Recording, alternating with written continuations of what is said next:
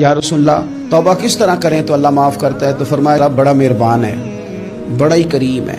وہ تو کسی بندے کی اونٹنی اگر کبھی گم ہو جائے صحرا میں، اور اس طرح گم ہو کہ پیسے بھی اونٹنی پہ ہو، کھانا بھی اونٹنی پہ ہو، کپڑے بھی اونٹنی پہ ہوں، علاقہ بھی صحرا کا ہو، اور اس نے کسی ٹہنی کے ساتھ باندھی ہو، پھر وہ سو جائے، سو کے اٹھے تو اونٹنی غائب ہو، اب وہ اتنا پریشان ہو کہ آگے پیچھے دائیں بائیں دیکھا تو پتہ چلا کہ اونٹنی تو غائب ہو گئی، نہ کھانا ہے، نہ پیسے ہیں، نہ کپڑے ہیں۔